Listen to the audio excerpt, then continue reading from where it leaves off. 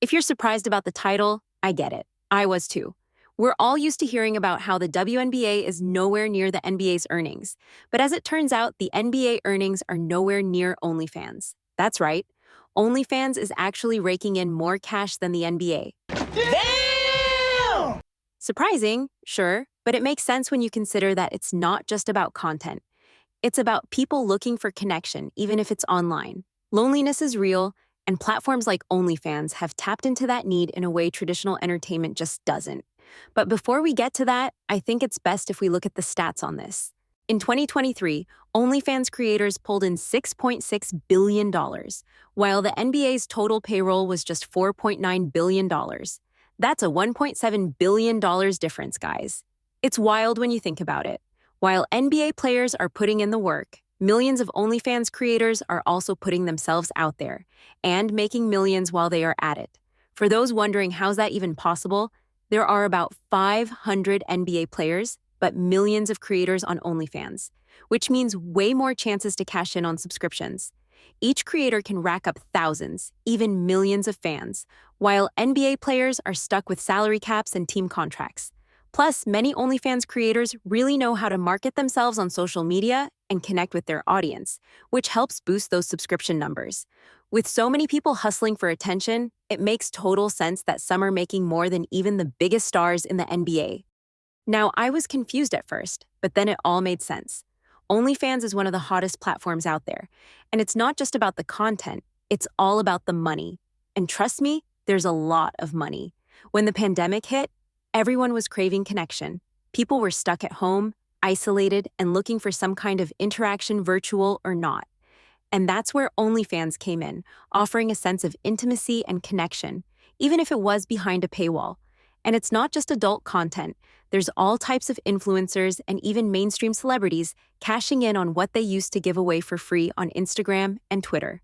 It's pretty clear that men are the main audience for OnlyFans. And a big reason for that is the growing issue of male loneliness. Now, don't get me wrong, a lot of women pay for OnlyFans, and a lot of women do feel lonely.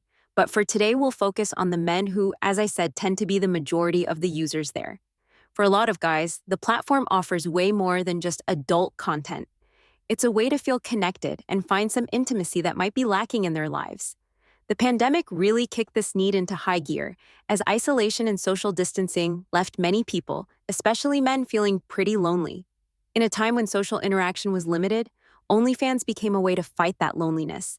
Sure, the interactions are digital and behind a paywall, but they still provide an emotional lifeline, a chance to feel like they're connecting with someone, even if it's just through a screen. What's really interesting is how familiar these creators feel. It's not just about looking at someone attractive, it's about getting the sense that these people are real and that they actually engage with their audience. Unlike the impersonal vibe of mainstream adult content, OnlyFans allows for more personal connections, where creators can respond directly to their fans, making them feel seen and appreciated.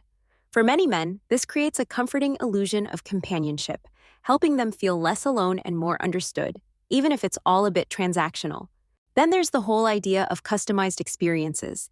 In a world where guys often feel overlooked or invisible, getting content that's tailored just for them, like a personal message or a special video, feels pretty special. It's that exclusive vibe, kind of like supporting a favorite YouTuber, but it's more intimate. This personalized content gives many men the validation they crave, something they might not easily find in their everyday interactions. With dating becoming more complicated these days and many guys feeling left out, platforms like OnlyFans offer a bit of a refuge. It's not just about accessing adult material, it's about finding a place where someone actually acknowledges their presence. For a lot of men, it's a way to reclaim a sense of intimacy and feel less like spectators in their own lives and more like they're part of a relationship, even though it's a digital one. The rise of OnlyFans really highlights that deep need for connection and how tough it can be for many men in our increasingly isolated world. Before we move on, what do you think about the conversation so far? Do you agree with it? Or do you have your own thoughts on this? Let us know in the comment section below. It's super easy to just think less of these people and throw shade at them for their choices on platforms like OnlyFans, but a lot of these folks aren't just tossing their cash around without a thought. They're actually looking for something more meaningful, human connection. And instead of judging them, we should try to understand where they're coming from.